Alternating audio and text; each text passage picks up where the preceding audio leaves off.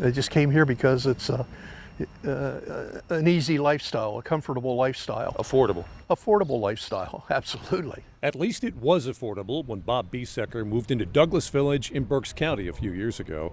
The rent for the land that his home sits on has been increased by $75 a month each of the last 2 years. So that's 15% increase in 2022 and a 13% increase in 2023. There are more than 2,200 manufactured housing communities in Pennsylvania, and this is one of them. Manufactured homes are built in factories, then transported and assembled on site. Residents own their home, but not the land beneath it. Traditionally, these communities have been built and operated by small family operations. But now they're rapidly being bought up by corporate investors. This is an environment, they're not taking much of a risk. So yeah, I say it's greed because people here are trapped and they know it. Jim Hauser lives in a community in Lebanon County. He tells me that at the current rate of increase he's seeing, his lot rent will increase 77% over 5 years. He's married, but says single homeowners like widows, widowers, and veterans are facing some tough decisions. Once the savings are depleted, they have very few options. And some people have moved out. Yeah, 4 or 5 people that I know of. Right now, there are 2 proposed pieces of legislation in Harrisburg, one in the House, one in the Senate, that would cap increases at 10% per year with a 90-day notice.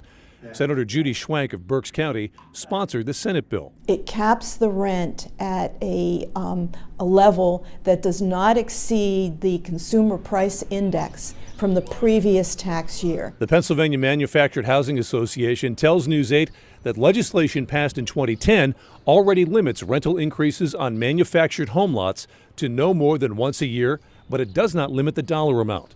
It adds, PMHA does not support rent control at any level and strongly warns against any legislative proposal to enact rent control. Without adequate cash flow, rent control often forces landlords to defer building and property maintenance.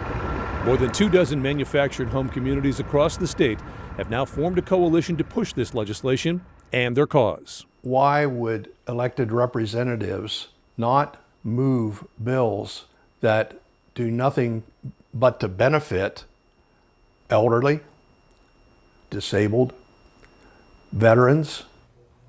Again, to repeat, there are limits on how often rent on these lots can increase, once a year, but there's no limit on how much it can increase.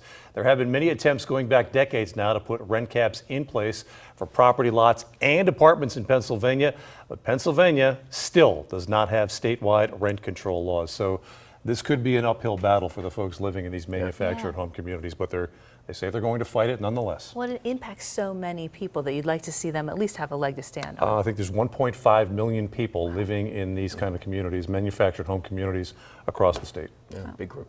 All right, Brian, thank you.